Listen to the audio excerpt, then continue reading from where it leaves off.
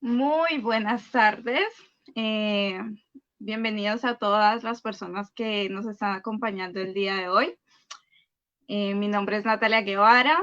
Soy activista por los derechos de los animales hace 8 años, licenciada en filosofía y cofundadora del colectivo antiespecista Libertad Animal Koala de la ciudad de Cali.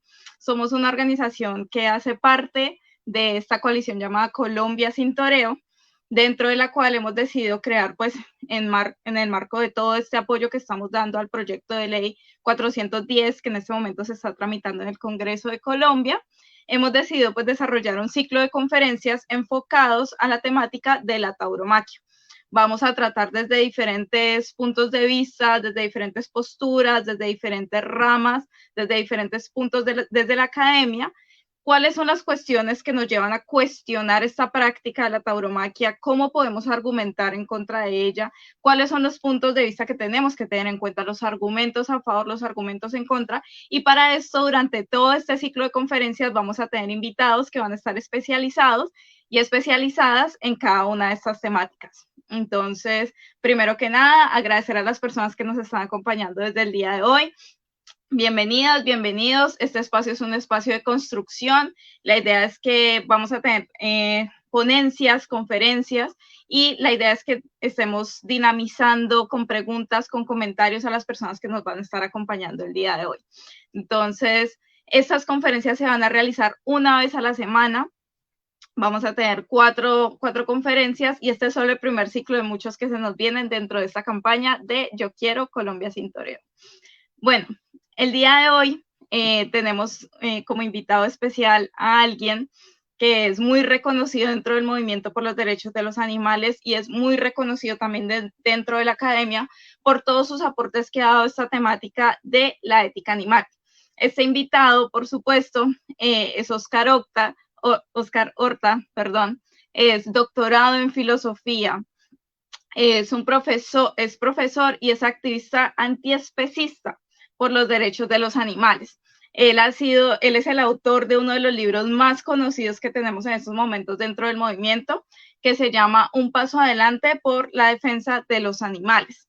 Que, bueno, dentro de este libro él nos da una postura ética bastante clara de por qué debemos luchar por la defensa de los animales, de por qué debemos respetar los derechos de los animales.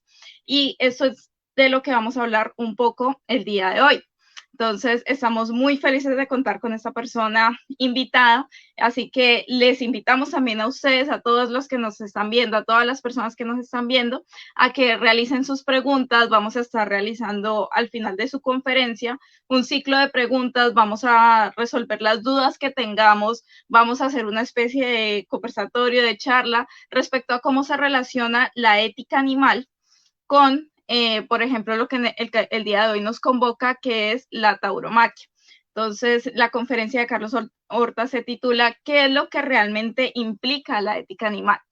Así que, bueno, el día de hoy le damos la bienvenida a nuestro queridísimo invitado para que nos acompañe y nos comparta todo aquello que conocemos o que nos falta por conocer respecto a la defensa de los derechos de los animales. Hola, Oscar, ¿cómo estás? Hola, ¿qué tal? Espero que estén muy bien todo el mundo y muchas gracias por la invitación.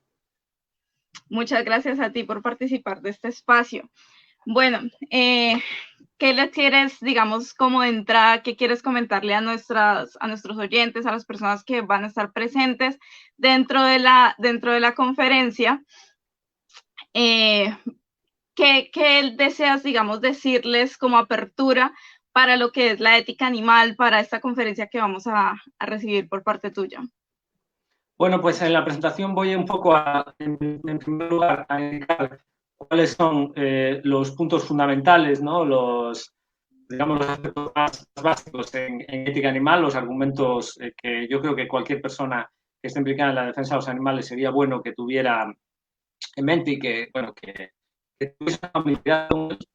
Y luego vamos a ver un poco las consecuencias que aceptar estos argumentos tiene en diferentes ámbitos. Entonces, ahí un poco veremos cómo las repercusiones para el caso de la tauromaquia pues también se extienden a toda otra serie de ámbitos. Listo, muchísimas gracias. Bueno, entonces te voy a dejar totalmente el espacio. Les recuerdo a las personas que nos están acompañando que pueden realizar todas las preguntas que necesiten, los comentarios que crean pertinentes. Desde aquí ya nos empiezan a saludar desde diferentes partes de Colombia, desde Barranquilla, ya nos saludan a todas las personas desde las diferentes ciudades. Entonces te voy a dejar totalmente el espacio para que presentes, para que realices la conferencia y al final pues entonces entramos a este ciclo, ¿vale? Muy bien, muchas gracias. Gracias a Bueno, ti. pues nada, pues gracias también a todas las personas que están viendo esta presentación. Voy a compartir con ustedes una presentación en PowerPoint para que puedan seguir de manera más clara. Entonces, vamos a ver, no sé si se está viendo. Ya lo estoy intentando aquí. Ajá, ok, vale. Yo creo que sí, yo creo que ahora ya lo deben estar viendo. Bien, entonces, como ven ahí, antes de nada, pues una breve palabra solo sobre yo lo que hago. Bueno, pues yo soy profesor en una universidad aquí en Santiago de Compostela. Quisiera también ver alguna de las otras cosas que escribo, lo puede ver en el blog Ética Más Allá de la Especie, que tiene ahí la dirección. Y luego, pues también formo parte de la organización Ética Animal, que ahí también tienen la dirección web, para quien la quiera ver, donde pues pueden encontrar mucha información sobre todas estas cosas de las que vamos a hablar ahora y muchas más. Entonces, bueno, sin más, de nuevo, mi agradecimiento tanto para todas las personas que lo ven como también para la organización por invitarme, para Colombia Torero y también, por supuesto, para las personas que forman parte de esta organización. En concreto, pues, un saludo muy cordial, por supuesto, a Natalia Guevara y a Carlos Crespo por haber contactado conmigo directamente y haberme pues, animado a estar aquí, pero también a todas las demás personas que no hayan contactado conmigo, pero que también estén detrás del proyecto. Bueno, bien, pues entonces, mucha gente tiene familiaridad con el caso de formas de explotación animal que son especialmente visibles, como un ejemplo claro puede ser el de la tauromaquia. Y estas distintas formas de explotación animal realmente, en una instancia, a lo que se refieren es algo muy semejante, ¿no? Que es esa idea de que los animales, pues, son seres que podemos causarles sufrimientos, podemos causarles daños en nuestro beneficio, ¿no? En los más distintos ámbitos. Y, de hecho, es una explotación que es tan invisible que a menudo nos podemos permitir incluso bromear con ella, ¿no? Y considerar algo que no es susceptible de un debate serio, ¿no? Entonces, como pueden ver ahí, en esa imagen tienen... es una imagen de un supermercado británico en el cual pueden ver un producto de origen animal para cuya obtención pues se ha causado un tremendo sufrimiento a toda una serie de animales que han pasado todas sus vidas en granjas, que han sufrido terriblemente a lo largo de su vida sin poder salir de ahí y que al final los han matado también causando extremos sufrimientos y privándoles de su vida que es la única que tienen. Y ahí lo que vemos es que se presenta el resultado de toda esta explotación como algo divertido, algo incluso para los niños y niñas que puede ser entrañable, ¿no? Y algo completamente alejado de lo que es esa verdadera realidad de la explotación de los animales. Entonces, propiamente lo que sucede aquí es que cuando examinamos cuál es la raíz del asunto, encontramos que lo que se ha hecho es levantar una especie de muro que se ha intentado que divida por una parte los seres humanos por un lado y por otra parte los demás seres sintientes, los demás animales por la otra, ¿no? La pregunta aquí es, bueno, ¿cuál es el material del que puede estar hecho este muro, ¿no? Bueno, en esta imagen que ven aquí, obviamente el material simplemente pues, son piedras, ¿no? Porque esto, te cuentas, es algo realmente simple. Más, ¿cuál es el material con el cual se construye el muro que separa a los animales de los humanos? O a los animales no humanos, más bien, deberíamos decir, de los seres humanos, puesto que los seres humanos pues, bien, somos animales que no somos vegetales, ni somos hongos, ni protistas, ni bacterias, ni arqueas, ¿no? Entonces, muchas veces lo que se dice es que ese muro está construido para las capacidades que tenemos los seres humanos. Se dice que los seres humanos somos más inteligentes que los demás animales y eso es lo que justifica esa distinción, ¿no? Entonces, lo que se hace es, como pueden ver, dibujar un círculo, pero claro, si hablamos propiamente de capacidades intelectuales, capacidades cognitivas, el hecho es que también va a haber animales de otras especies que vayan a entrar dentro de ese círculo, ¿no? En ocasiones lo que se dice es que no son propiamente capacidades, sino que son relaciones. Se dice que los seres humanos tenemos unas relaciones especiales entre nosotros y nosotras, de afecto, de solidaridad, que no tenemos con los demás animales. O se dice que tenemos una relación de poder que nos hace más poderosos, más poderosas que los demás animales y eso legitima que los dañemos, pero en cambio entre los seres humanos pues tenemos un equilibrio de poder por lo cual nos debemos respetar. Bien, el problema con este argumento es que no solo incluye a ciertos animales no humanos dentro del círculo, sino que también excluye a ciertos seres humanos fuera de ese círculo, ¿no? Porque si pensamos en capacidades intelectuales, bueno, pues el hecho es que los seres humanos tenemos capacidades intelectuales muy diferentes, ¿no? No todo el mundo tiene las mismas habilidades cognitivas, y no solo eso, sino que cualquiera de las personas que estamos ahora aquí, pues compartiendo este momento, las personas que están aquí viendo igual esta charla, pues en algún momento pueden tener, por ejemplo, algún accidente, sufrir algún daño cerebral y verse fuera del círculo, ¿no? Y no solo eso, sino que también todos los seres humanos en algún momento de su vida, cuando somos bebés, estamos fuera del círculo, ¿no? Entonces, este es un dato fundamental y es un argumento que expuesto de una manera u otra, siempre en las charlas sobre este tema pongo sobre la mesa porque es muy significativo porque nos muestra que propiamente cuando queremos dar respeto a todos los seres humanos no nos sirve eso, apelar a esa argumentación que vemos que normalmente se emplea para elevar ese muro entre seres humanos y animales de otras especies, ¿no? Ese argumento no sirve, tendremos que apelar a algo diferente, como puede ser la sintiencia, la capacidad de tener experiencias que pueden ser positivas y negativas, la cual tenemos todos los seres humanos. Lo que sucede es que esta capacidad es también poseída por un gran número de animales no humanos. De manera que si queremos dar respeto a los seres humanos, no podemos hacerlo sin también aceptar un criterio que da pleno respeto también a los demás animales. No solo esto, ello no sucede únicamente cuando hablamos de las capacidades cognitivas, puesto que si hablamos, por ejemplo, de relaciones, pues sucede exactamente lo mismo, porque, por ejemplo, entre los seres humanos, no todos y todas tenemos relaciones de simpatía, de solidaridad entre nosotros y nosotras. Hay seres humanos que no gozan de esta simpatía, o no tienen a nadie que se preocupe por ellos. Podemos pensar en el caso, por ejemplo, de niños o huérfanos, ¿no? Nadie que se preocupe por ellos. Y lo mismo si hablamos de relaciones. Es cierto que los seres humanos tienen una gran fuerza, un gran poder que les lleva a sobreponerse a los demás animales, pero también entre los seres humanos hay diferentes relaciones de poder. Los seres humanos más poderosos comúnmente explotan y discriminan a los seres humanos en una situación de debilidad, pero la mayoría entendemos que esto no es legítimo, no está justificado. Y por ello, esto nos lleva a tener que rechazar ese criterio que vimos de las capacidades de las relaciones, podemos también aquí tacharlo y, en definitiva, quedarnos con esta idea de que todos los seres sintientes deben ser respetados, ¿no? Y lo que encontramos es que cuando comparamos a los seres humanos con animales de otras especies, pues resulta que los criterios, las condiciones que podemos esperar que los seres humanos cumplen para poder tener experiencias son también poseídas por un enorme número de animales no humanos. Si nos fijamos en la fisiología, ¿no?, que es lo que hace que tengamos experiencias, encontramos enormes paralelismos entre seres humanos y otros animales que, en cambio, no vemos en el caso de otros seres vivos, como bacterias, arqueas, protistas, hongos o vegetales, ¿no?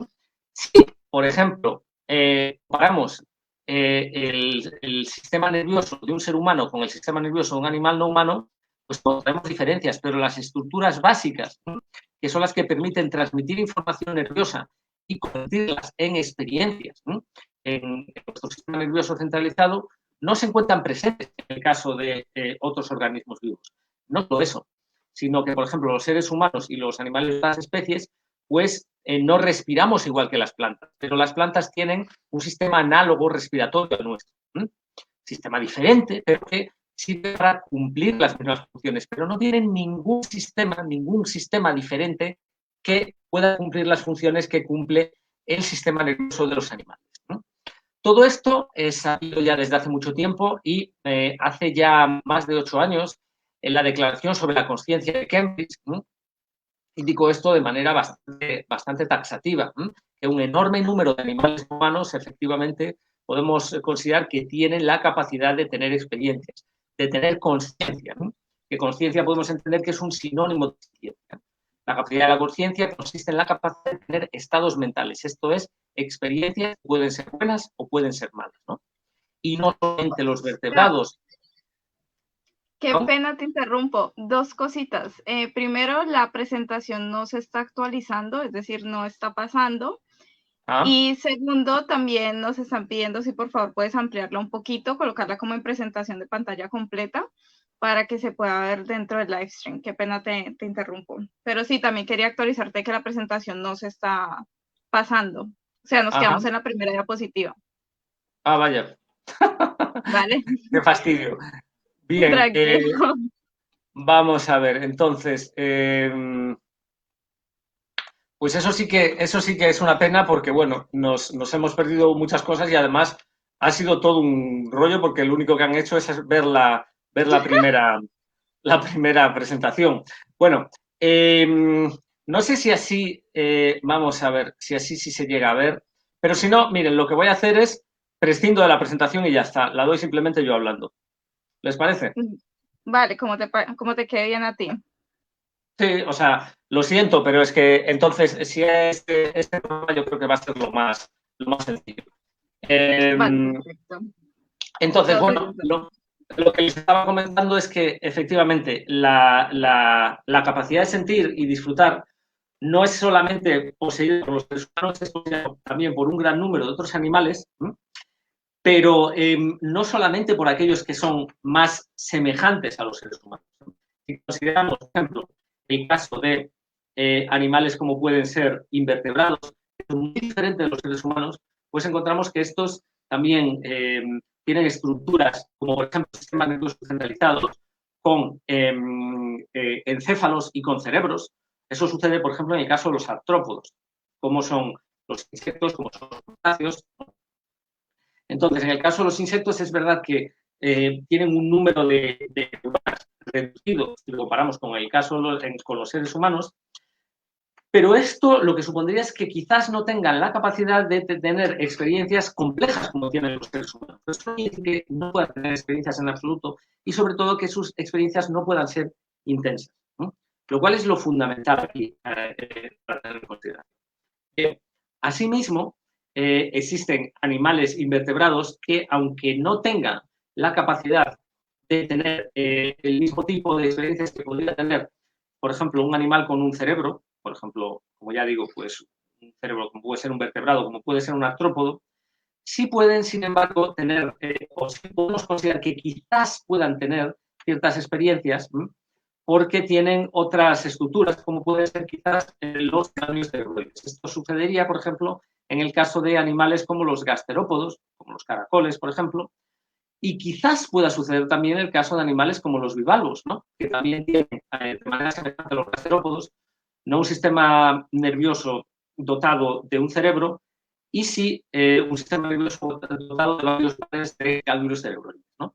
De manera que si consideramos esto y consideramos además la conducta de los animales no humanos, que muchas veces es muy compleja, que muchas veces sería muy difícil de explicar si no consideramos que tengan la capacidad de tener experiencias, pues podemos llegar a la conclusión de que efectivamente la experiencia no es algo que únicamente tengan los seres humanos. ¿De acuerdo? Por este motivo se ha considerado que la posición que mantiene que solo los seres humanos deben ser plenamente considerables es una forma de discriminación contra los animales que pertenecen a otras especies y por eso se ha considerado que es un tipo de lo que se conoce como especismo. El especismo es la discriminación de quienes no pertenecen a una cierta especie o a un grupo de especies, ¿no? La forma más común de especismo sería el de especismo que favorece a los Homo sapiens frente a los demás animales, ¿no? Pero puede haber otras formas de especismo. Por ejemplo, los seres humanos a menudo discriminamos a ciertos animales en comparación con otros. Por ejemplo, podemos discriminar a animales como pueden ser las vacas o los pollos en comparación con animales como son los perros y los gatos. Esto parece que es injustificado. O en otros casos lo que se hace es discriminar contra ciertos animales y a favor de otros, porque estos últimos los consideramos que pues estéticamente nos resultan más atractivos quizás, o porque entendemos que científicamente su estudio es más interesante, o porque sus números son más reducidos.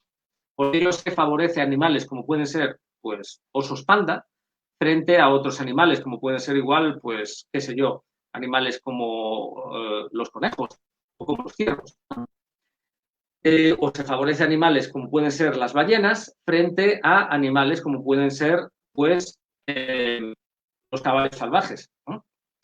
Todo esto pues resulta cuestionable y esto es también uno de los motivos por los cuales podemos considerar las diferencias muy claras que hay entre la defensa de los animales y el antiespecismo y otras posiciones como pueden ser las ecologistas. El ecologismo se centra en proteger ciertos paisajes, ciertos ecosistemas, ciertas especies. En cambio, el antiespecismo no protege a los animales porque formen parte de un cierto ecosistema o porque formen parte de una cierta especie. Protege a los animales por el mero hecho de que tienen la capacidad de sentir, tienen la capacidad de sufrir y de disfrutar.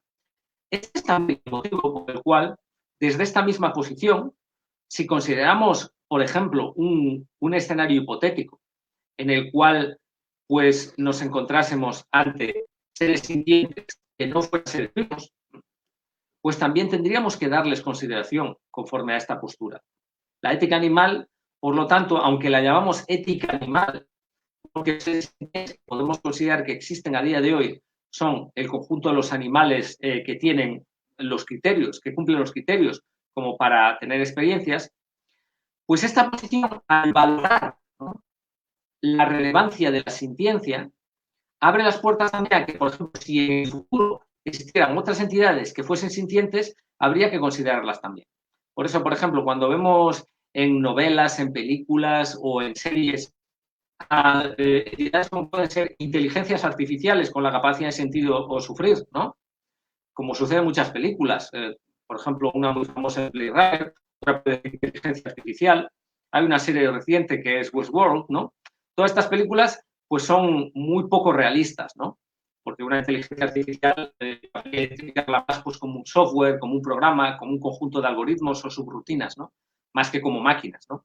Pero en cualquier caso, los dilemas éticos que plantean sí que son adecuados, porque lo que nos muestra es algo que desde el punto de vista de la ética animal deberíamos tomarnos muy en serio, que es la necesidad de respetar a todo ser que pueda sufrir y disfrutar por muy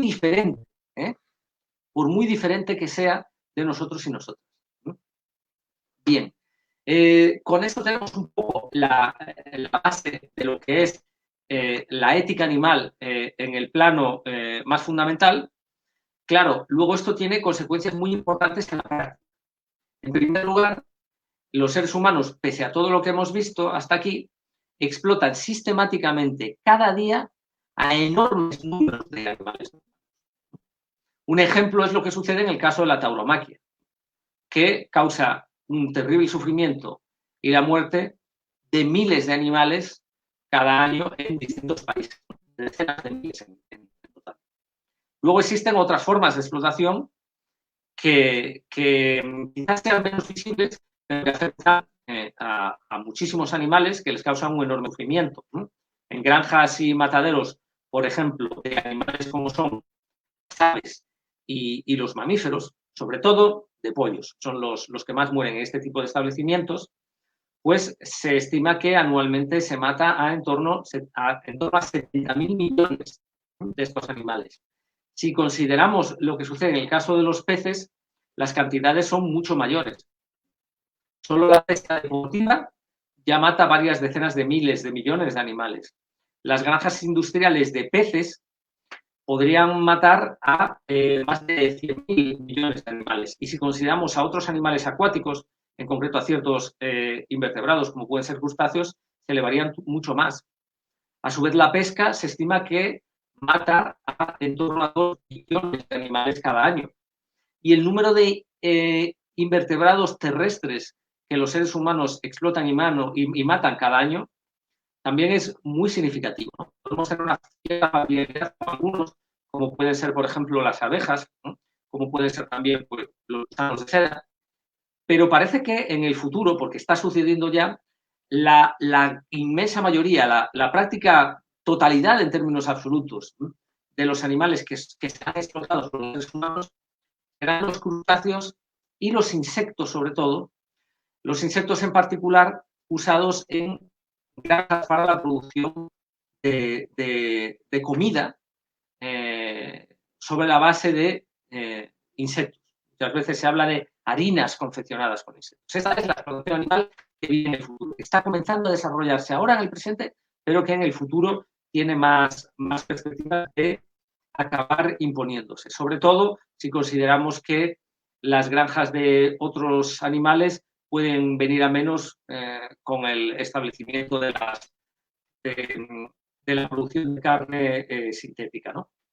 Esto es lo que respecta a la explotación animal. Esto es una de las consecuencias del especismo, unas consecuencias de aquello que criticamos desde la ética animal. Otra de las consecuencias sería la desconsideración total por los animales que viven en el mundo salvaje. Estos animales muchas veces son matados sistemáticamente y se les causa mucho sufrimiento a manos humanas. Ya he comentado el caso de la pesca, junto al caso de la pesca estaría también el caso de la caza, si bien es verdad que la caza mata a muchos menos animales que la pesca. Y luego, por otra parte, también es significativo que los esfuerzos que se hacen para ayudar a los animales son mucho menores que los que se hacen para ayudar a los seres humanos, lo cual es una muestra de especismo. Cuando hay, por ejemplo, alguna clase de desastre natural o cuando poblaciones humanas se encuentran en situaciones de hambruna o están padeciendo por alguna enfermedad, pues se entiende normalmente que lo ético, lo aceptable y que lo que deberían hacer los gobiernos sería tomar medidas para intentar ayudar a todos los en necesidad. Sucede que esto mismo, estas situaciones de necesidad, se dan a menudo en el caso de muchos animales que viven en el mundo salvaje y afortunadamente muchas veces se llevan adelante esfuerzos para ayudar a estos animales. Hay organizaciones de defensa de los animales que, por ejemplo, rescatan animales que padecen en casos de desastres naturales. En otros casos se le da asistencia también cuando se encuentran en situaciones de sequía, de hambruna. Y existen también iniciativas como centros de rescate, hospitales, orfanatos para animales salvajes. Y luego hay también iniciativas que no se hacen para ayudar a los animales propiamente, porque acaban ayudando mucho a los animales, como por ejemplo los programas de vacunación. Se vacuna animales contra enfermedades como pueden ser la rabia, la tuberculosis y otras como, pues por ejemplo,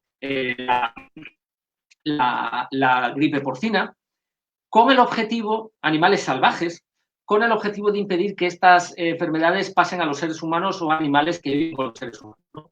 Lo cual podría prevenir, por ejemplo, futuras pandemias como las causadas por nuevos coronavirus, como en el caso del coronavirus SARS-CoV-2, que bueno, conocemos ahora también por ser el causante de la enfermedad llamada COVID-19. Entonces, todas estas iniciativas nos muestran que los seres humanos pueden actuar de manera muchas veces eficaz para ayudar a los animales en el mundo salvaje, lo cual puede ser muy útil porque, en contra de lo que mucha gente cree, los animales en el mundo salvaje no viven vidas idílicas, paradisíacas, sino que sufren por múltiples causas, ¿no? Y, bueno, algo que muestra esto con claridad es el hecho de que la gran mayoría de los animales pues no llega a la edad adulta. La gran mayoría de los animales se reproducen poniendo un gran número de huevos o teniendo muchas crías, porque la gran mayoría mueren poco después de nacer, de formas que a menudo son dolorosas, ¿no? Y además pues no tienen hoy el tiempo suficiente para poder disfrutar. Entonces, muchas veces no hay nada que a día de hoy podamos hacer, pero en muchas ocasiones sí que, como he puesto de manifiesto anteriormente, sí que hay formas de ayudarles, y cuando no les ayudamos, cuando por ejemplo en un desastre natural ayudamos a los seres humanos y no a los otros animales, pues estamos ante un ejemplo de especismo. Entonces, todas estas son formas de algún modo, poner de manifiesto esa diferencia en el trato y la consideración que se da a seres humanos, animales de otras especies, que vemos con tanta claridad en el caso del toreo, en el caso de la tauromaquia. Por este motivo, creo que todas las personas que se toman la ética animal en serio, ¿no?, deberían también tomarse en serio las diferentes expresiones que tiene pues el especismo y la discriminación de los animales. Por ello, en definitiva, yo creo que lo que podríamos hacer aquí sería no establecer distinciones entre formas en las que los animales son dañados por culpa del especismo, ¿no? Deberíamos tener en cuenta que realmente las mismas razones que nos llevan a considerar a ciertos animales y también a los seres humanos deben llevarnos a considerar a todos los seres sintientes, ¿no? No hay una ética para los seres humanos y una ética para los demás animales. Hay una misma ética para todos los individuos que pueden sufrir y disfrutar, ¿no? Y por ello mismo tampoco hay una ética para ciertos animales y una ética para otros, ¿no?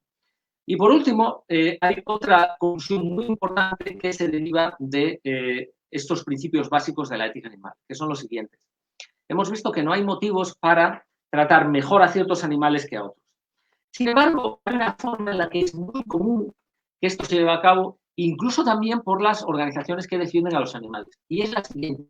Consiste en discriminar a ciertos animales contra otros y en defender solo a ciertos animales y no a otros en función de qué. Pues en función de cuándo existen esos animales. De manera que nos preocupamos por los animales que van a existir en el futuro inmediato y en cambio no nos preocupamos tanto por aquellos que van a vivir en el futuro a más largo plazo, en el futuro más lejano, ¿no? Sin embargo, esto podemos ver que no tiene mucho sentido, porque un animal puede sufrir y disfrutar independientemente de cuándo vaya a existir. Y en el futuro podemos esperar que vaya a seguir habiendo seres sintientes, va a seguir habiendo animales humanos que continúen sufriendo de maneras terribles. No solo eso, el futuro, esto es una cosa trivial, esto es una cosa que cualquiera entiende, sin embargo que la mayoría de las veces no tenemos en cuenta. Es que el futuro va a ser mucho, mucho más largo que el presente. El futuro a largo plazo va a durar muchísimo más que el futuro a corto plazo. Por ello, lo que suceda en el futuro a largo plazo nos debería preocupar inmensamente más que lo que pueda suceder en los próximos años, ¿no? Esto es importante, porque esto lleva a considerar lo siguiente, que las personas que tenemos una cierta implicación con la defensa de los animales no humanos, pues deberíamos mirar en los efectos de nuestra acción, no pensando en lo que va a suceder el mes que viene, no pensando en lo que va a suceder el año que viene, no pensando en lo que va a suceder dentro de 10 años, ni siquiera pensando en lo que va a suceder dentro de 100 años, sino pensando en lo que va a suceder a lo largo de toda la historia que está por delante nuestra. Podemos pensar que es muy posible que la inmensa mayoría de los seres sintientes todavía no hayan existido, que la inmensa mayoría de los seres sintientes vayan a existir en el futuro. Por eso es fundamental plantear esto a la hora de diseñar nuestro activismo. El caso de la tauromaquia del toreo es un caso especialmente interesante porque una gran parte de la sociedad rechaza esta práctica. Porque es una práctica en la cual es posible hacer pasos exitosos a día de hoy, dar pasos exitosos a día de hoy, porque gozan de ese apoyo. Entonces, ante esto, yo creo que lo que hemos visto hasta aquí nos debería animar a considerar lo siguiente, que es que cuando hacemos activismo a favor del fin de la tauromaquia, podemos hacerlo de manera que a la vez nos permita difundir todas estas ideas que hemos visto hasta ahora. Nos permita difundir la idea de que debemos respetar a todos los seres sintientes, nos permita difundir la idea de que el especismo es injustificable. Podemos decir que la tauromaquia es injustificable porque es una forma de especismo y explicar en qué consiste el especismo. Y como la gente, mucha gente, ya tiene una actitud contraria a la tauromaquia, va a tener una actitud enormemente receptiva a lo que le digo. Y entonces va a entender bien en qué consiste el especismo. Va a tener una actitud abierta a todo esto, ¿no? Y podemos también transmitir la idea de que no solo nos debemos preocupar por los animales que existen en el presente a día de hoy, sino que debemos preocuparnos también por todos los que existan más allá. Por eso, la mejor estrategia para acabar con el toreo es aquella que también nos ponga en la mejor situación para en el futuro conseguir un mundo con el menor sufrimiento posible, con la menor explotación posible, un mundo en el cual las desigualdades y la discriminación tengan la menor presencia posible, ¿no? Y hay que decir una cosa sobre esto, no tenemos ni idea de cómo va a ser en el futuro. Si recuerdan, yo anteriormente, a lo largo de esta presentación, les comenté que así como existen animales sintientes, en muchas películas, en muchas series, en muchas novelas de ficción, encontramos escenarios de ciencia ficción que se plantean que en el futuro puede haber formas de sintiencia completamente diferentes a las animales. No sabemos si esto puede ser así o no, ¿no? Quizás ciertos escenarios en los que esto es presentado, pues nos resulten totalmente implausibles, ¿no? Totalmente irreales. Ya he dicho, un escenario como el de una película, como puede ser Blade Runner, yo creo que es muy improbable. Pero otros escenarios, por ejemplo, hay una serie como es Black Mirror que presenta escenarios diferentes, estos ya empiezan a ser un poco más plausibles. Pues bien, lo interesante es que la difusión de la ética animal, si es difundida de manera correcta, nos puede ayudar también para crear una sociedad mucho más respetuosa hacia los seres sintientes, mucho más respetuosa hacia todos aquellos y aquellas que son diferentes de nosotras y nosotras. Y esto va a poder hacer posible que en el futuro, si hubiera la posibilidad de existir cualquier clase de escenario distópico de estas características, estuviéramos en una situación muchísimo mejor para prevenirlo. Y esto es interesante porque esto al final lo que nos acaba mostrando es que todo aquello que se implica de la ética animal nos muestra que la lucha contra la tauromaquia tiene un potencial muy significativo, no solo para acabar, no solo para acabar también con otras expresiones de la tauromaquia, sino también para comenzar a sentar las bases de un mundo con muchísimo menos sufrimiento, un mundo mucho mejor para el futuro. Por eso, bueno, en definitiva, hay organizaciones que están trabajando en este ámbito. Yo antes indiqué, como en mi caso concreto, yo trabajo en la Fundación Ética Animal. Y bueno, pueden ver en la dirección de nuestra página web, ética-animal.org, mucha información sobre todas estas cuestiones. Y bueno, en definitiva, también existen otras organizaciones que hacen un trabajo en esta línea. Sin más, pues yo querría terminar de nuevo insistiendo en mi agradecimiento a Colombia Sin Toreo por invitarme a estar aquí. Y dado que, bueno, desgraciadamente la presentación no la hemos podido hacer con las diapositivas, también lo único que deseo es que la exposición que les he hecho pues pueda haber resultado de alguna utilidad y en cualquier caso, pues ahora podemos comenzar un diálogo, podemos ver todas las cuestiones que quieran plantear. Así que de nuevo, muchas gracias y estoy abierto a cualquier pregunta que quieran hacer. Bueno, Oscar, muchísimas gracias por esa conferencia. Muchas gracias a ti, la verdad.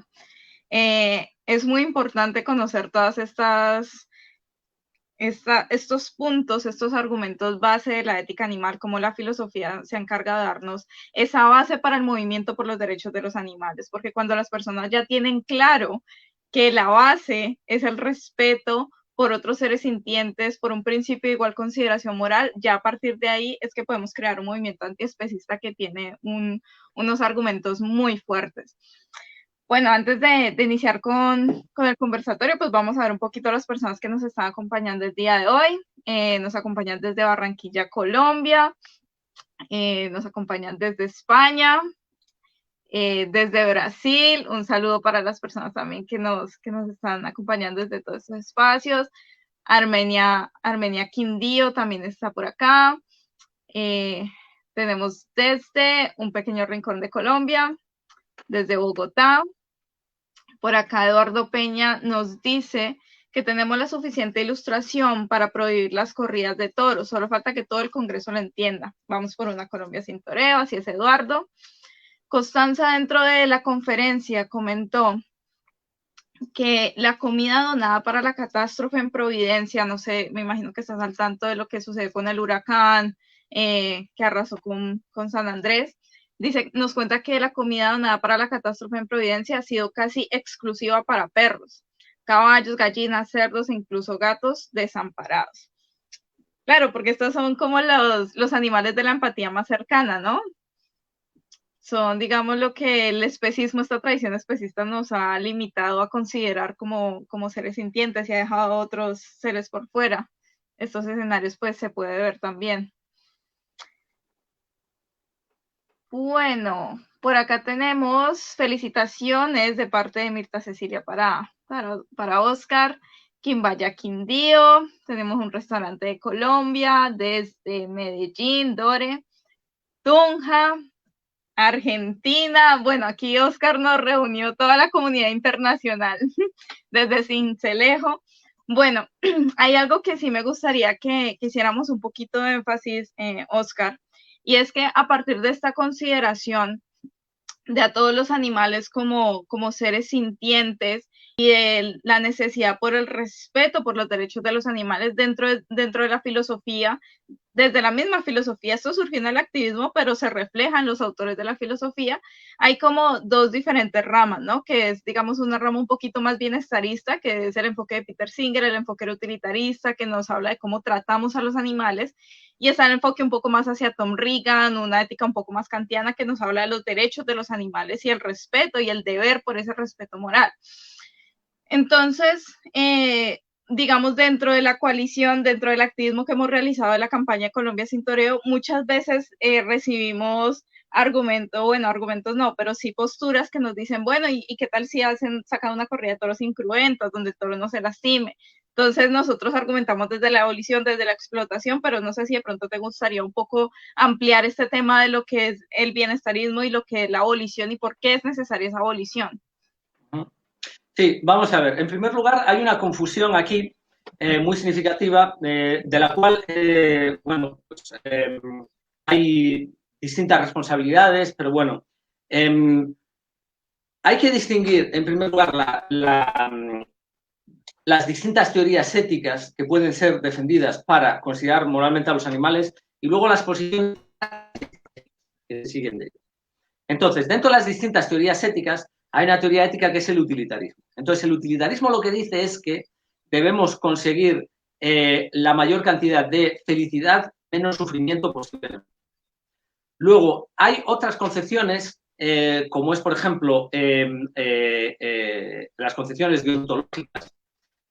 Por deontológico se dice aquellas posiciones que lo que creen es que hay cosas que son incorrectas en sí mismas. Independientemente de que eso haga que las situaciones sean mejores, entonces hay cosas que son incorrectas en sí mismas, que sería, por ejemplo, la posición que defiende Tom Regan o que defiende Gary Franchone. Luego hay otro tipo de posiciones, ¿no? Por ejemplo, yo en mi caso no concuerdo ni con uno ni con otros. Yo soy igualitarista. Entonces, quienes defendemos una teoría igualitarista, lo que defendemos es que tiene especial peso la situación de quien está en la peor situación.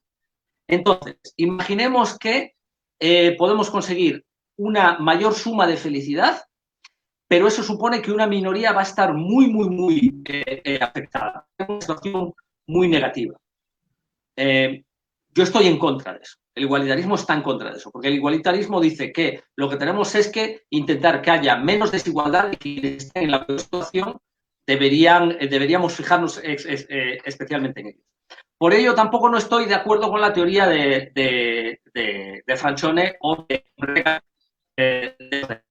porque imaginemos que, por ejemplo, consideremos que hay una minoría que se encuentra muy mal y la única manera de ayudar a esta minoría es empleando recursos para ello.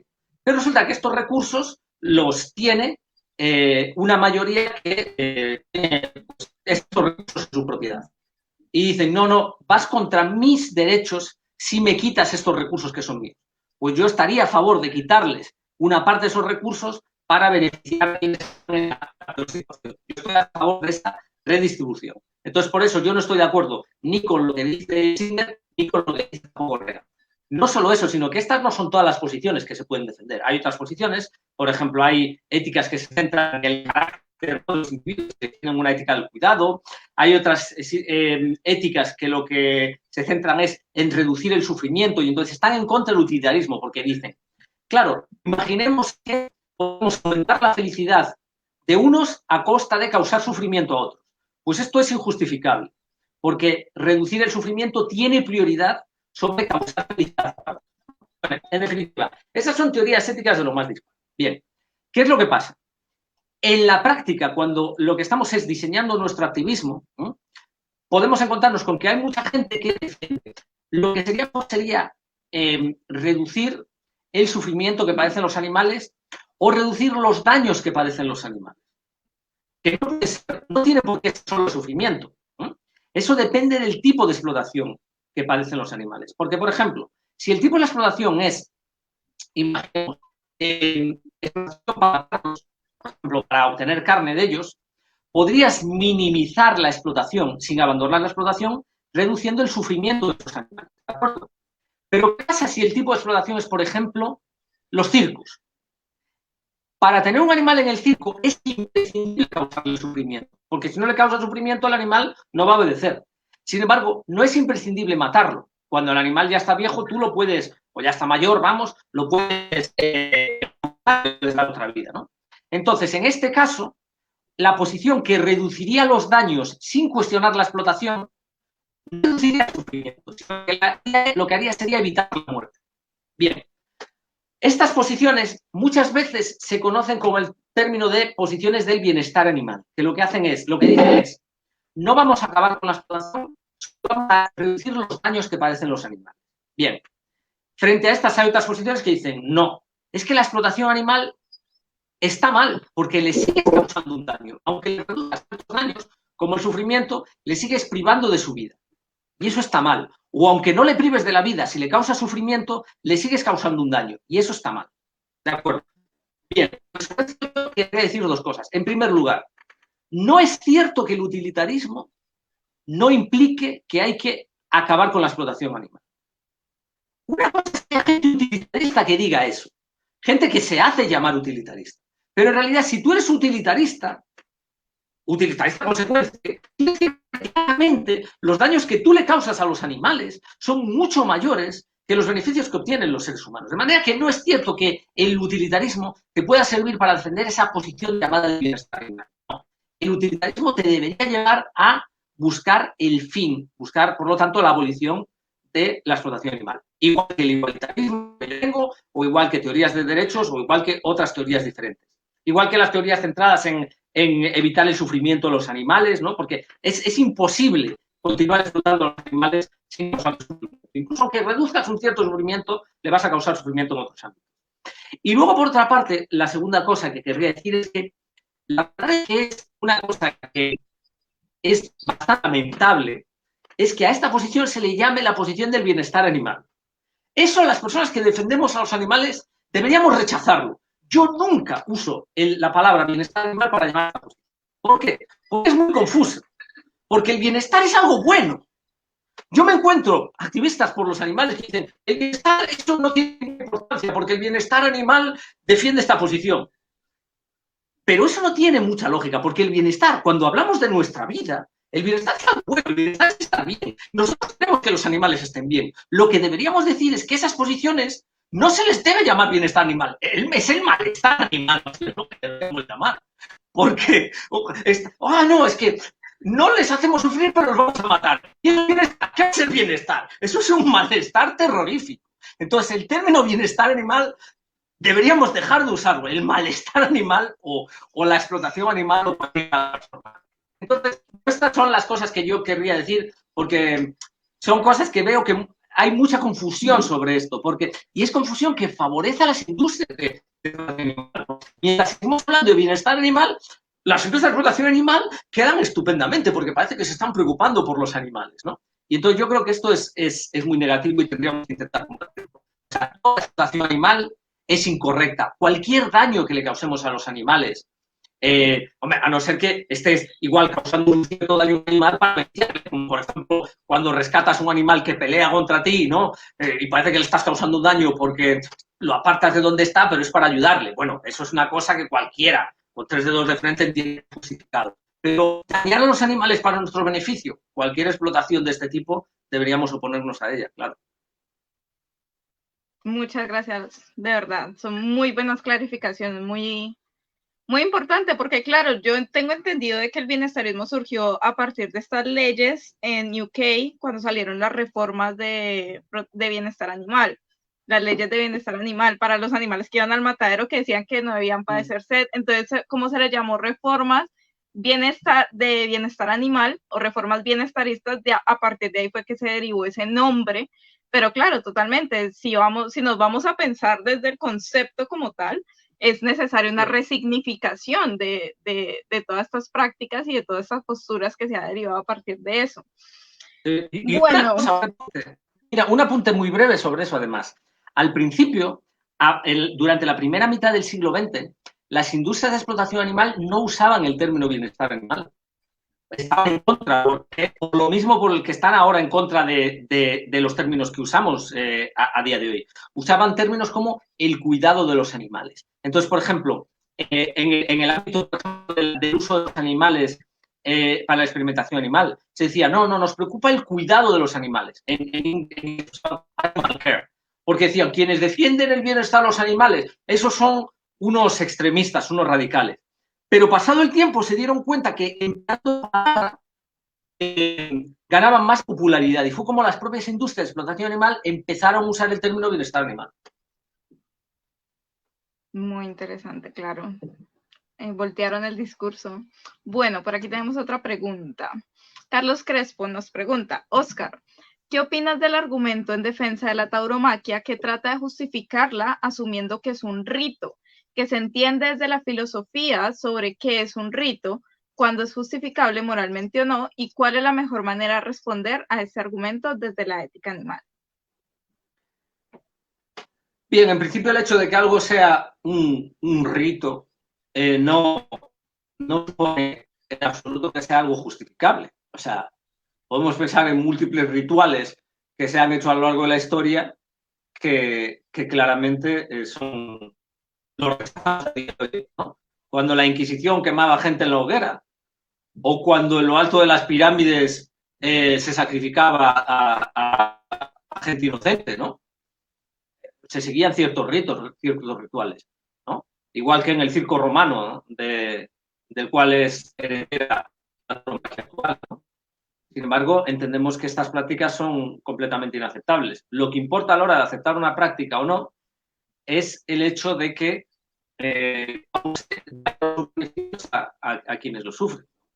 Yo diría que normalmente los ritos no son una buena cosa, porque incluso cuando los ritos no causan un daño a nadie, tienden a, de alguna manera, anclar a la gente en el pasado, tienden a, de alguna manera, promover una idea de que las cosas, ¿no? Y pensar en términos de preocupación por el futuro, pensar en términos más abiertos de mente, pues es como algo que deberíamos dejar de lado, ¿no? Cualquier tipo de rito nos ancla un poco en tradiciones que no tienen por qué ser aceptables, ¿no?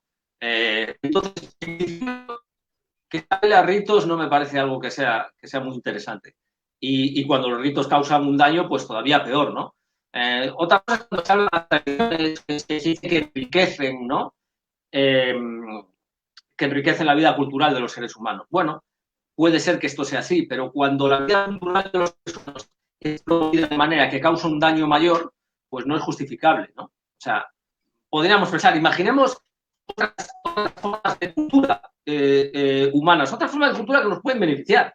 Si yo ahora me entero que, por ejemplo, para hacer una cierta música que a mí me gusta, se explota de alguna manera que yo no puedo imaginar a los animales, pues yo estaría en contra de que esa práctica se continúe llevando a cabo, incluso aunque ello me beneficie.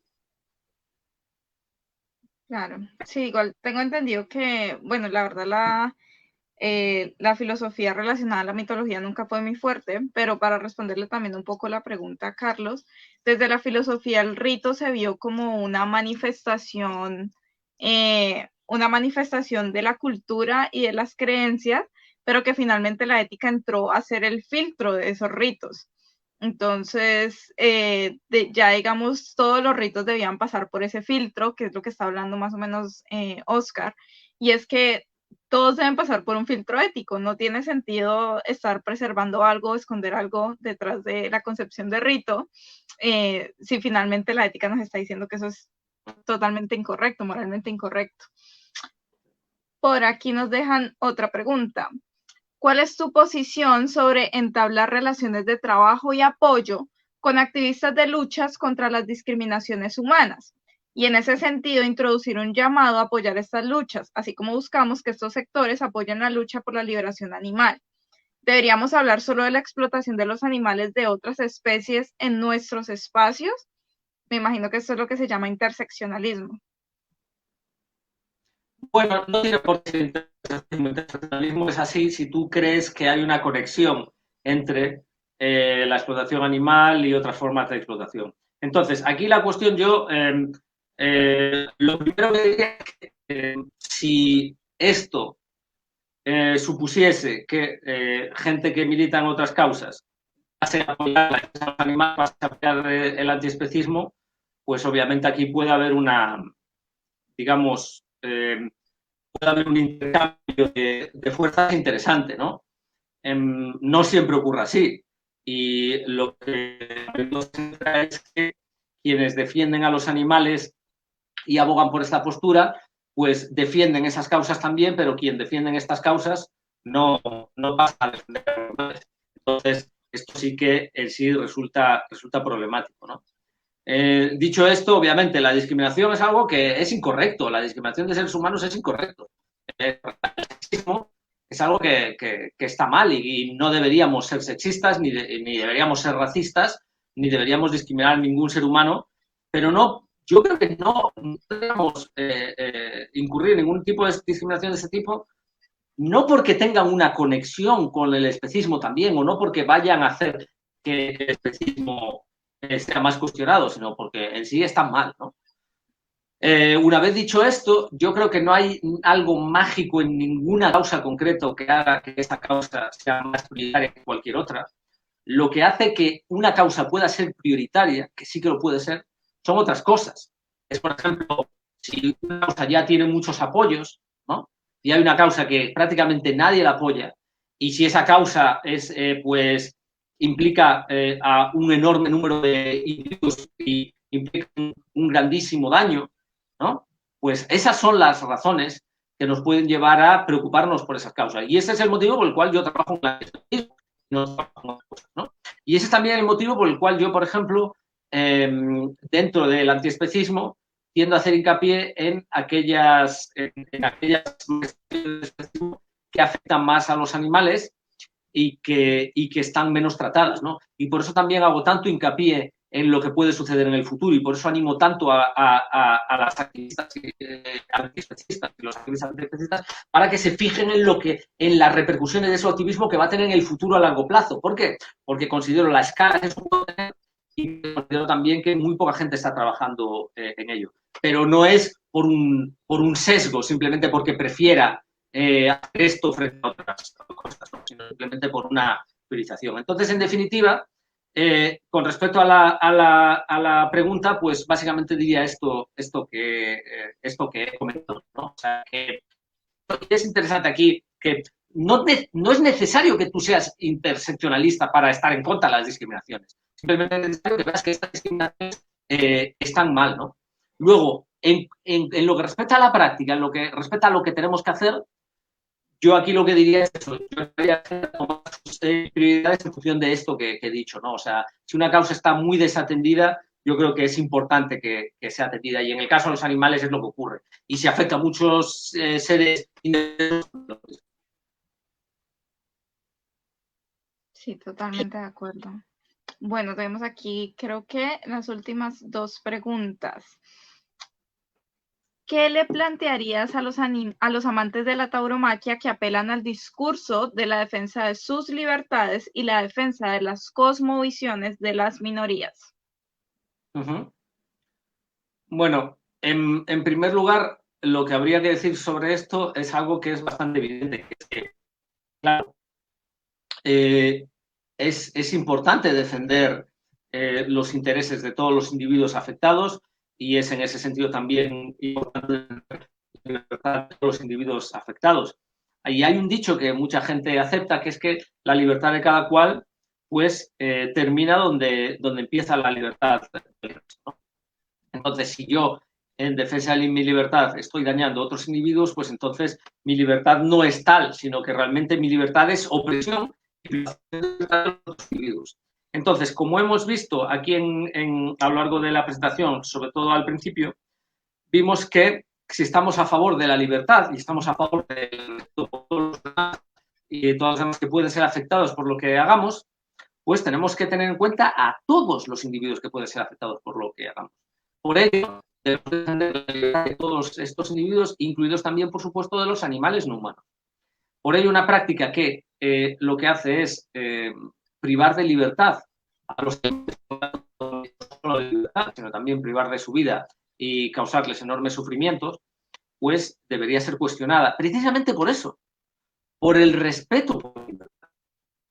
Entonces, lo que no puede es defenderse la libertad a privar de libertad al resto. Esto es lo que de alguna manera parece que es inconsistente, ¿no? Y lo mismo podemos aplicar con respecto al argumento que se centra en las cosmovisiones y demás, ¿no? O sea, se trata de lo mismo, hay que respetar todas las posiciones, pero claro, hay que respetar todas las posiciones que a su vez respeten al resto.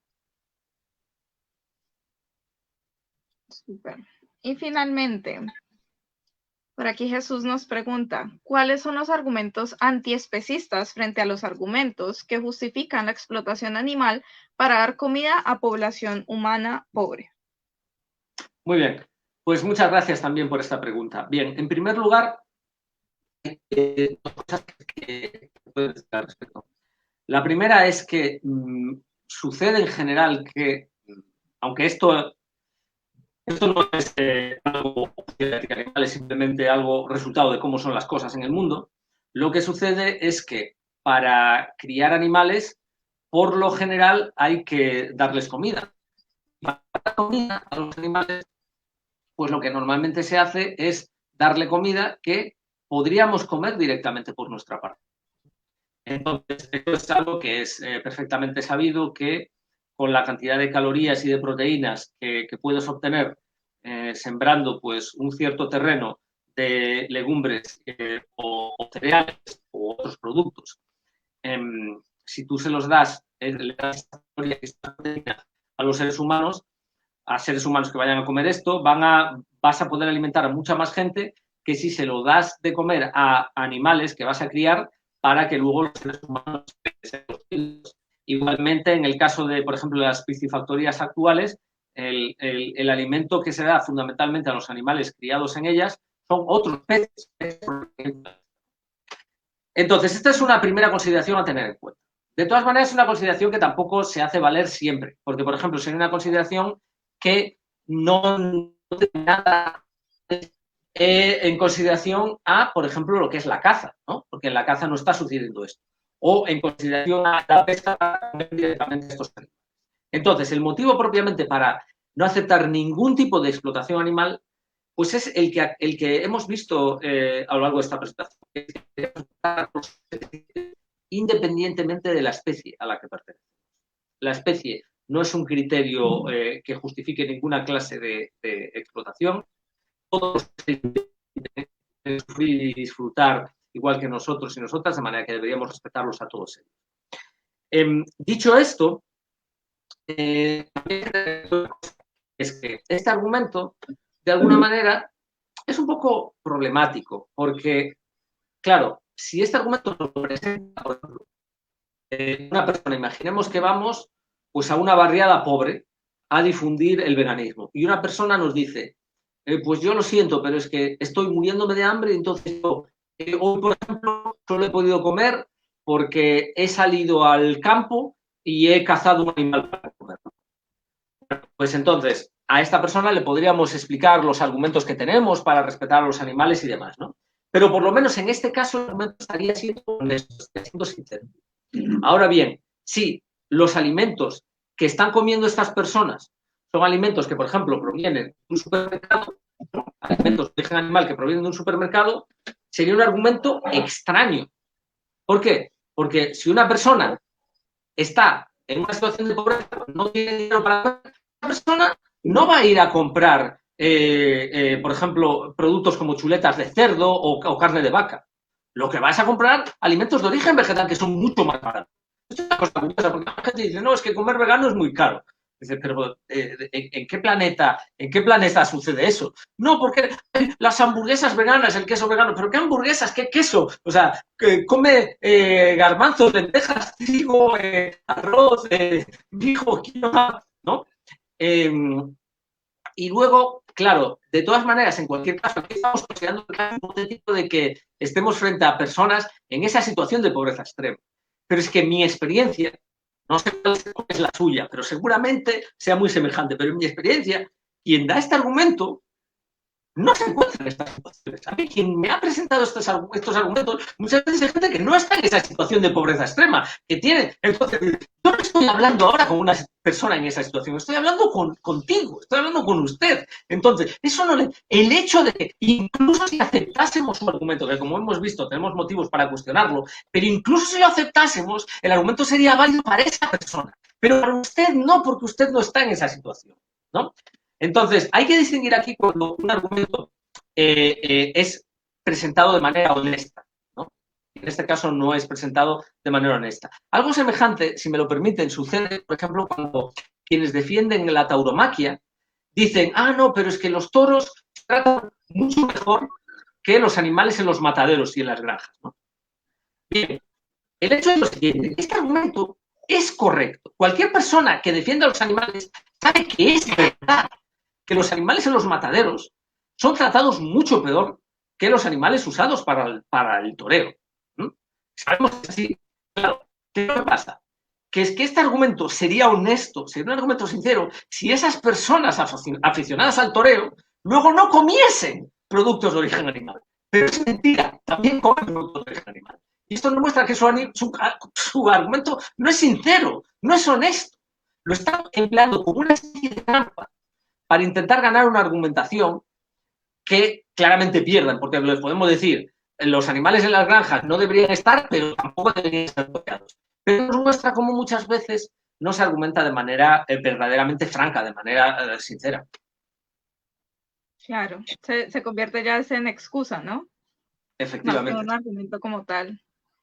Y eso va ligado con la última pregunta que te hicieron, y es cómo mostrar a los que simplemente no quieren oír los argumentos de que la causa de los animales es una cuestión de evolución filosófica y ética. Lo que más ocurre es el activista ser llamado radical y la discusión ni siquiera puede empezar. Bien, pues con respecto a esto, yo lo que diría son fundamentalmente dos cosas. Entonces, en primer lugar, la defensa de los animales puede presentarse apelando a intuiciones que la gente tiene que son más o menos aceptables. Entonces, yo lo que recomendaría sería comenzar examinando los argumentos de tipo ético más que las consecuencias que se siguen. Porque cuando tú le hablas a una persona de todo esto que hemos visto, de que si un ser siente, parece que deberíamos respetarlo, ¿no? Y les explicas, mira, pero es que la inteligencia o el poder no debería ser un motivo para discriminar a nadie, porque sin duda estamos en contra de la discriminación de los humanos y este argumento lleva a que discriminemos a los seres humanos, ¿no? Y entonces una mera diferencia biológica como es la especie, eso no debería ser lo que importa, ¿no? Entonces, con estos argumentos es fácil llegar a la gente y hablando tranquilamente, de manera amable, ¿no? Y es fácil que entiendan estos argumentos. Y luego entonces, cuando planteamos las conclusiones que se siguen de esos argumentos, van a estar con una disposición mejor aceptada, ¿no? Bien, dicho esto, hay otra cosa que es muy importante tener en cuenta, que es que, nos guste o no, no todo el mundo va a aceptar lo que decimos. Vamos a plantear esto y va a haber gente que no lo acepta. Bueno, pues nuestro objetivo es intentar simplemente que la sociedad en su conjunto lo acepte al máximo posible.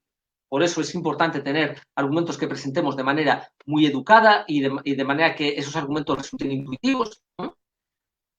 E intentar que lleguen al máximo número de personas posibles. ¿Qué es lo que ocurre? Que nosotros podemos llevar estos argumentos a ciertas personas y estas personas simplemente rechazarlos y que no lo quieran oír. Bueno, da igual, porque hay muchas otras personas ahí. Nuestro objetivo es llegar al máximo número de personas. Y puede ser que aquellas personas con quienes hablemos no formen parte de este grupo de personas que lo van a aceptar. Pues ante esto, dejemos de lado a esas personas y hablemos con quienes sí que van a ser receptivas. Y por supuesto que hay personas receptivas. Yo recuerdo como hace 5, 10, 15, 20, 25 años, la gente era mucho menos receptiva a esto. No hablaban les hablabas de veganismo y alucinaban, les hablabas de especismo y se quedaban totalmente sorprendidas, ¿no?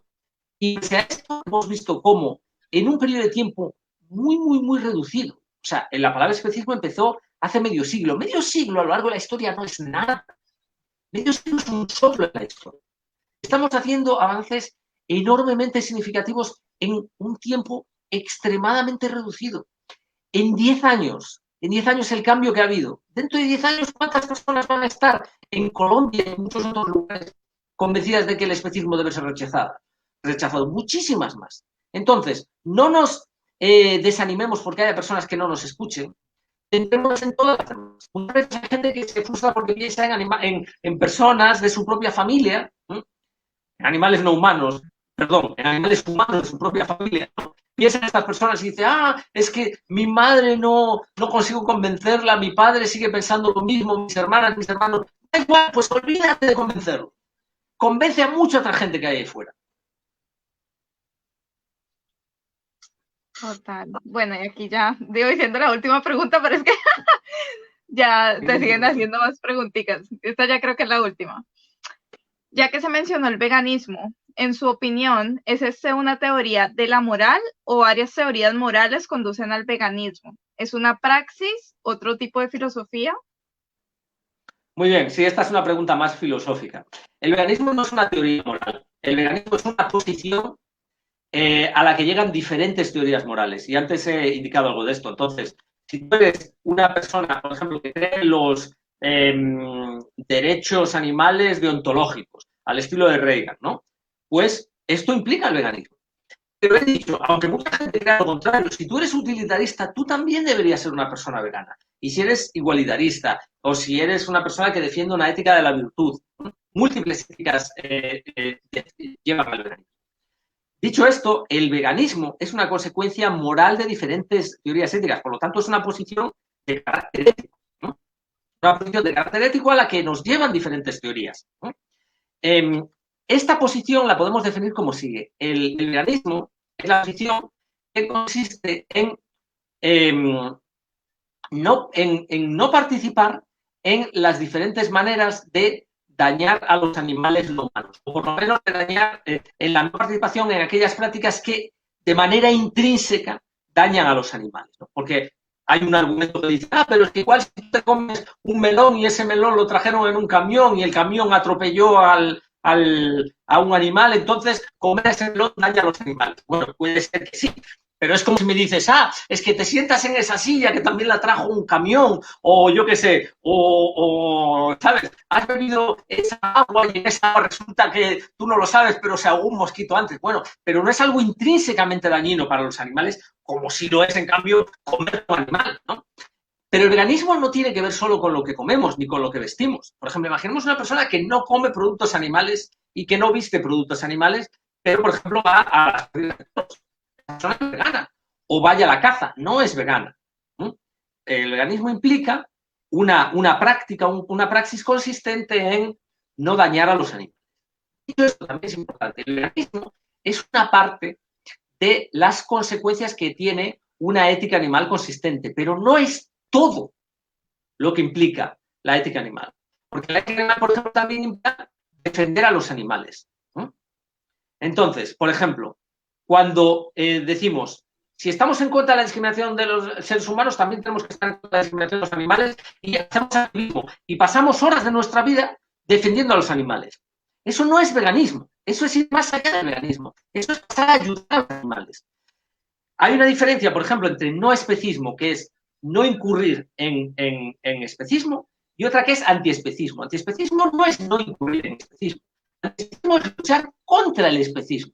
Antiespecismo implica posicionarte, implica gastar horas de tu vida en combatir el especismo. Y luego también, por ejemplo, cuando se a los animales humanos, por ejemplo, cuando hablaba de los animales que sufren en el mundo salvaje o en el mundo silvestre, ¿no? Hay gente, por cierto, lo quiero decir, que dice, es que salvaje es discriminatorio porque es relativo para los animales. En absoluto. Salvaje es el mundo silvestre, el mundo salvaje. Lo que es problemático es ver la palabra salvaje como peyorativa. El mundo salvaje, ¿qué pasa? El mundo salvaje no quiere decir que sea feroz o lo que sea. Bueno, pues cuando ayudamos a los animales en el mundo salvaje, por ejemplo, rescates de animales en desastres naturales, por ejemplo, ayudar a animales enfermos, por ejemplo, investigar sobre cómo podemos ayudar a más animales, por ejemplo, animales que mueren de hambre, lo que sea, ¿no? Pues eso no es veganismo, eso es ayudar a los animales. Igual que en el caso de los seres humanos, tú puedes no dañar a un ser humano, pero además es ayudar, ¿no?, a seres humanos. Bueno, y la siguiente pregunta, pues ya veo que está ahí. Que va ligada, sí. Sí, entonces el antiespecismo podría llegar a ser una teoría moral. Bueno, de nuevo, el antiespecismo es una posición moral a la que llegan diferentes teorías éticas. Entonces, a ver, esto es una cosa más técnica, pero si quieren, se la explico muy brevemente. Una teoría ética es una explicación de cómo debemos actuar en nuestra vida, ¿no? Entonces, esa teoría ética se basa en ciertos principios. Pues, por ejemplo, tú debes reducir el sufrimiento que hay. O, por ejemplo, tú debes reducir el sufrimiento y reducir la desigualdad. O debes reducir el sufrimiento y maximizar la felicidad. O, por ejemplo, no debes mentir o no debes matar, ¿eh? Entonces, las teorías morales se construyen en base a estos principios, ¿no? Pero luego estos principios tienen consecuencias concretas, ¿no? Una consecuencia concreta es el veganismo y otra consecuencia concreta, que es más amplia, sería el antiespecismo, ¿no? Entonces, de nuevo, tú eres antiespecista y crees que lo que quieres es que reducir el sufrimiento total. Reducir el sufrimiento total no solo de los seres humanos, de todos los individuos que pueden sufrir. Por eso eres antiespecista. Tú puedes ser antiespecista y creer que no debes matar, no debes, por ejemplo, o que debes maximizar la felicidad. Pues de nuevo, puede ser antiespecista, porque no solo en el caso de los seres humanos, sino en el caso de todos los seres sintientes. Listo, y ya aquí para cerrar, por enésima vez. La bioética debe depender de la filosofía. Por ejemplo, un grupo de bioética debe estar en una facultad de filosofía o mejor en una facultad de ciencias.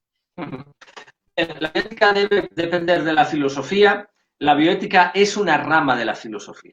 Eso ya vaya por delante. La bioética es un tipo de ética y la ética es sinónimo, la palabra ética es sinónimo de filosofía moral. Entonces, esto de nuevo, estas son preguntas muy técnicas, pero la moral es el modo en el que actuamos para buscar ciertos fines últimos que tenemos.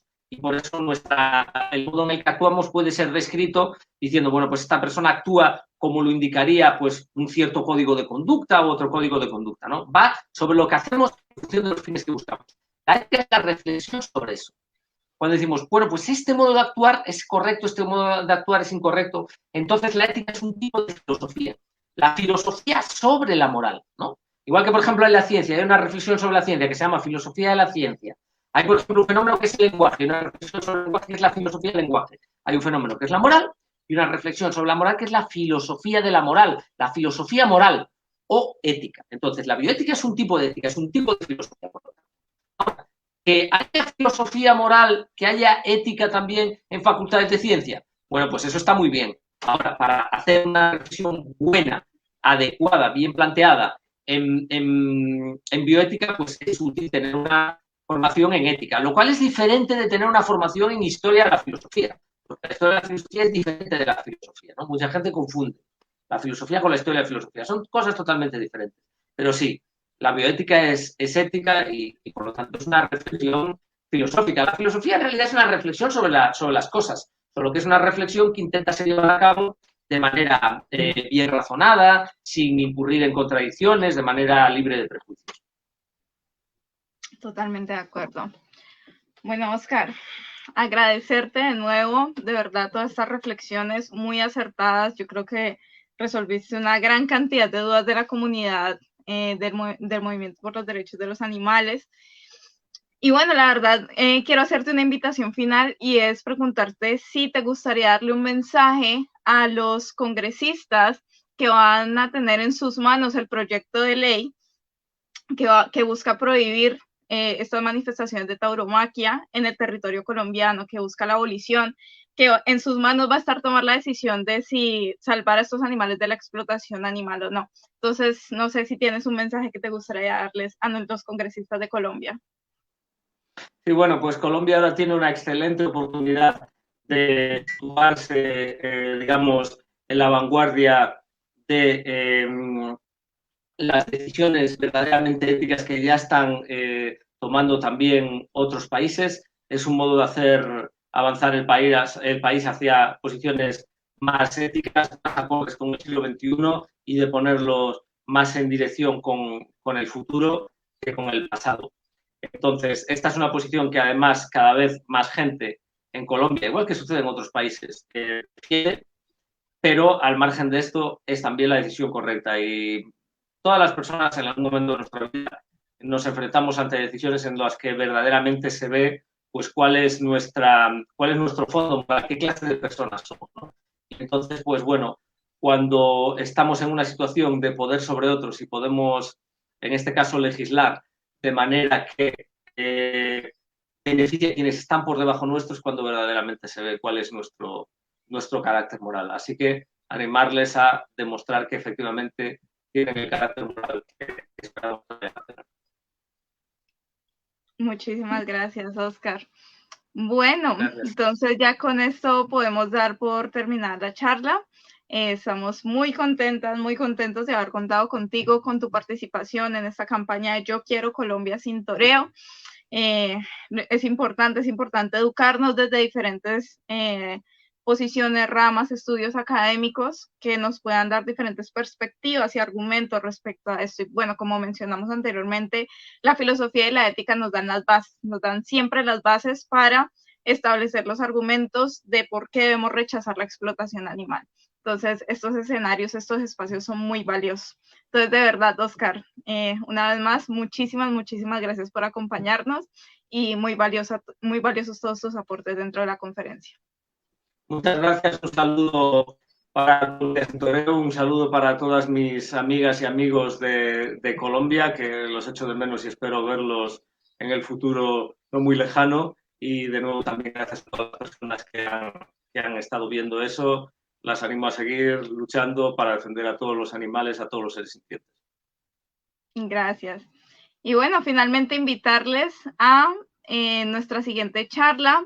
Recuerden que esto va a ser un ciclo de 4 conferencias. Esta fue la primera de Oscar Horta. La próxima semana, el 6 de diciembre, vamos a estar hablando sobre tauromaquia, el maltrato animal legislado, desde la perspectiva de la veterinaria, con el invitado José Enrique Saldívar, que es un médico veterinario. Entonces, agradecemos la participación de todas las personas, agradecemos sus comentarios, agradecemos la charla, agradecemos la participación y recordemos que estamos entonces a puertas ya de iniciar el ciclo de debates también, los 4 debates que tenemos en el Congreso para este proyecto de ley que busca abrir la tauromaquia en el territorio nacional. Entonces, muchísimas gracias por acompañarnos. Nos veremos entonces en la próxima sesión y recordemos que queremos una Colombia sin toreo. Entonces, nos vemos y hasta luego.